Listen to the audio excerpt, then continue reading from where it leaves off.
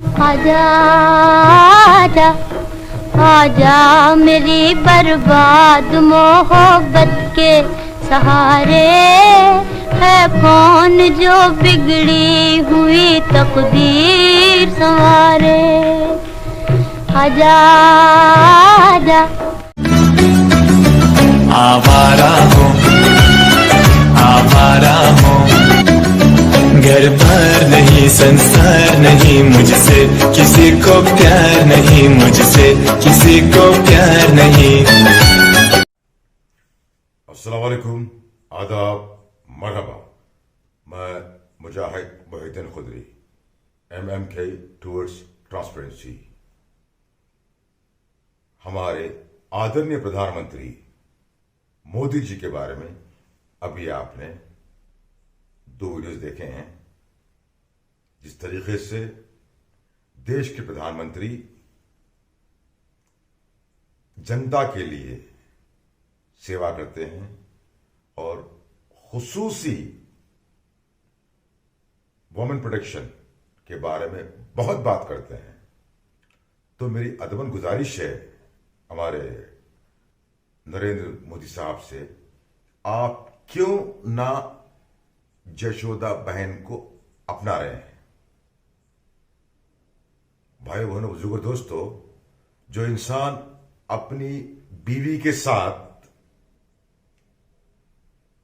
बीवी का हक नहीं दे सकता, तो वो देश के साथ क्या इंसाफ करेंगे।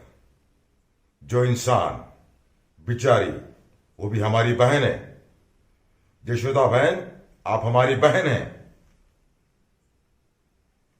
आपको मैं मुजाहिद मोहिउद्दीन खुदरी वादा करता हूं, आप हैदराबाद को आइए, हम आपको आपके पति परमेश्वर, जो आदरणीय प्रधानमंत्री हैं इस देश के, उनसे आपको मिलाएंगे, क्योंकि हम हिंदुस्तानी है, भारतवासी हैं। अल्हम्दुलिल्लाह, अल्हम्दुलिल्लाह, अल्हम्दुलिल्लाह, I'm proud to be Indian. अल्हम्दुलिल्लाह, I'm proud to be a Muslim. और इस्लाम ये कहता है, जो तुड़े उसे जोड़ो, रिश्तों को जोड़ो, रिश्तों को तोड़ो मत। तो मेरी गुजारिश है आदरणीय प्रधानमंत्री जी से कि आप अपनी बीवी के साथ, आपकी अपनी बीवी के साथ तकरीबन अबव 40 इयर्स, यानी कि सन 1968 में 1968 में आपकी शादी हुई। शादी के बाद हार्डली आप 2 या 3 माह थे, और 3 माह में भी शायद आप 1 महीना भी बीवी के साथ गुजारे नहीं, अल्लाह बेहतर जानता है। क्या देश की सेवा करने के लिए, टू सर्व द नेशन, क्या हमें बीवी को छोड़ना जरूरी है या नहीं? आप कमेंट के जरिए बताइए। और अभी आप यशोदा बहन की कहानी सुनिए इन डिटेल, और प्लीज आप कमेंट के जरिए बताइए, ताकि मोदी जी को यशोदा बहन को मिलाना जरूरी है या नहीं है, क्योंकि मोहिउद्दीन है तो मुमकिन है।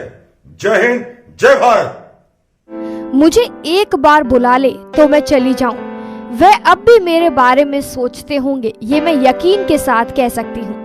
प्रधानमंत्री नरेंद्र मोदी की पत्नी यशोदाबेन ने ये बातें एक साक्षात्कार में कही। नमस्कार, आप देख रहे हैं one India Hindi YouTube channel और मैं हूँ आपके साथ पूजा वशिष्ठ। यशोदाबेन ने कहा है कि वो 43 सालों से नरेंद्र मोदी से अलग रह रही हैं, लेकिन उन्हें संतोष है कि कम से कम वे प्रधानमंत्री की पत्नी के रूप में पहचानी जा रही हैं। 16 मई के बाद जैसे नरेंद्र मोदी का जीवन बदला है, यशोदाबेन की जिंदगी में भी कई तब्दीलियां आई हैं। स्कूल में अध्यापिका रही यशोदा अब दिन रात पुलिस की सुरक्षा में रहती हैं। गुजरात पुलिस के 5 सिपाही यशोदाबेन के साथ साए की तरह रहते हैं। ये अलग बात है कि यशोदा अगर बाजार जाती हैं, तो वे ऑटो से होती हैं और सुरक्षा कर्मी कार में। उल्लेखनीय है कि लोकसभा चुनावों में यशोदाबेन ने पहली बार सार्वजनिक रूप से ये स्वीकार किया था कि वो नरेंद्र मोदी की पत्नी है। प्रधानमंत्री ने भी लोकसभा चुनाव के लिए भरे पर्चे में जशोदाबेन को अपनी पत्नी बताया था। मोदी और जशोदाबेन का विवाह 1968 में हुआ था। हालांकि विवाह के बाद वो दोनों साथ नहीं रहे। मोदी ने ये कहते हुए जशोदाबेन को छोड़ दिया था कि उन्हें देश की सेवा करनी है। 43 साल से दोनों अलग रह रहे हैं। अपने साक्षात्कार में जशोदा ने बताया कि उन्हें अपने वैवाहिक जीवन का तनिक भी अफसोस नहीं है। आखिरकार मोदी ने देश सेवा के लिए उन्हें छोड़ा था। लगभग 40 साल तक स्कूल में अध्यापिका रही जशोदाबेन अब ठीक से सुन नहीं पाती हैं। वे बनासकांठा जिले के राजोशाना गांव में एक प्राइमरी स्कूल में पढ़ाती थी। जशोदाबेन ने बताया कि प्रधानमंत्री मोदी के लिए वो सप्ताह में 4 दिन व्रत करती हैं और चावल नहीं खाती। उन्होंने बताया कि उनकी इच्छा होती है कि वो प्रधानमंत्री के साथ रहें, लेकिन मीडिया हमेशा इसे गलत तरीके से दिखाता है। वो कहती हैं मैं जाऊंगी और उनकी सेवा करूंगी, मुझे बस एक बार बुला लें, मैं साथ चली जाऊंगी। उनके साथ नया जीवन शुरू करना चाहती हूँ, लेकिन उन्हें ही पहल करनी होगी। उन्होंने बताया कि उन्हें मीडिया से बात करने में कभी भी परेशानी नहीं हुई, लेकिन उन पर यह दबाव डाला जाता रहा है कि वो मीडिया से बात न करें। हालांकि जशोदाबेन ने ये नहीं बताया कि उन पर यह दबाव किसने डाला। उन्होंने बताया मेरी कई बार इच्छा हुई कि मैं बताऊं कि मैं मोदी की पत्नी हूं। मैं अपनी शादी के बारे में बात करना चाहती थी, लेकिन मैं किससे करती। जशोदाबेन ने बताया कि नरेंद्र मोदी ने लोकसभा चुनाव में वडोदरा से भरे पर्चे में जब उन्हें अपनी पत्नी बताया, तब उनकी आंखें खुशी से छलक उठी थी। उन्होंने कहा मैं बहुत खुश हुई थी, मेरी आंखें भर आई थी। हालांकि उन्होंने ये भी कहा कि उम्मीद थी कि मोदी अब उन्हें अपना लेंगे, नए सिरे से जीवन आरंभ किया जा सकेगा, लेकिन उन्होंने ऐसा नहीं किया।